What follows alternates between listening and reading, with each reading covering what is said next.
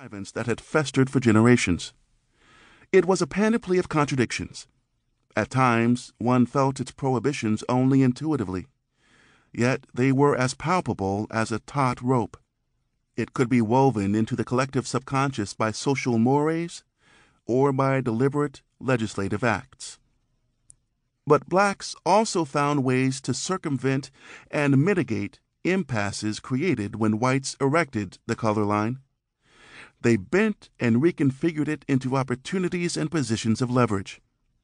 Such was the case at Grand Central, where the color line afforded black workers the means, proverbially speaking, to make a way out of no way. Indeed, redcapping flourished as one of the most iconic service occupations of the last century. It originated at Grand Central Depot in 1895 with a dozen white staff, but had become exclusively black by 1905. A source of pride, the job was coveted by, and almost invariably associated with, African American men. Whereas educated whites shunned the work as too low in status, educated blacks recognized it as a rare and propitious employment option in an era of rigid racial barriers. At Grand Central, African American college students undertook redcapping as a means to pay their way through school.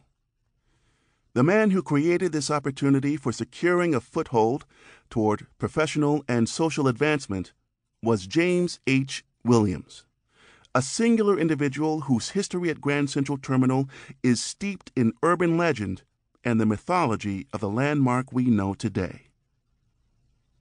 Born to formerly enslaved African American parents in 1878, Williams broke the color line of Grand Central's white redcap attendants in 1903. Upon Williams' hire, the former public reminder that attendants are not porters to carry baggage, but rather were on hand to assist station passengers, began taking on a new definition.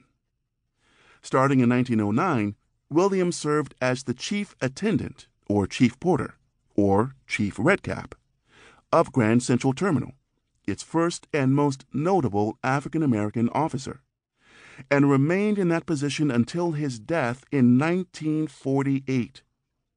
In this capacity, he embodied a unique juncture between black and white America. His influential 45-year tenure made the monumental railroad station not only a gateway to America's greatest city, but just as much a gateway to the nation's greatest African American neighborhood, Harlem. For nearly half a century, Chief Williams supervised a staff of men who were relegated by dint of race to the lowest stratum of the station's workforce, though their role was integral to the railroad system.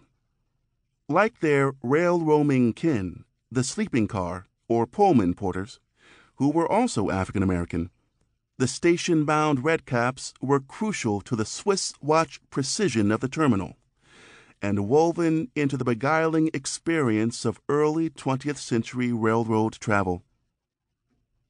Williams' life coincided with key periods in the evolving social and cultural world of African Americans living in the ever-changing metropolis of New York City.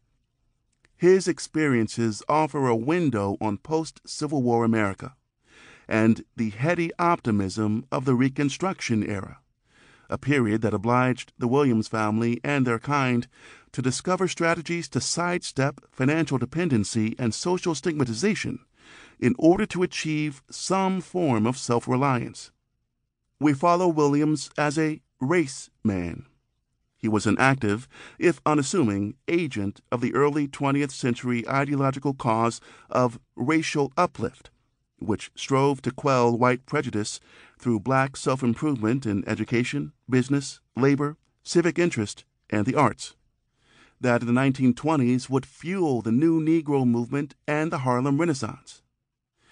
And we follow him through 2 world wars, whose veterans from his earlier redcap workforce at Grand Central acquire greater resolve to surmount the racial bigotry on their home front. It was Williams who redirected this historic labor force of railroad station porters, ingeniously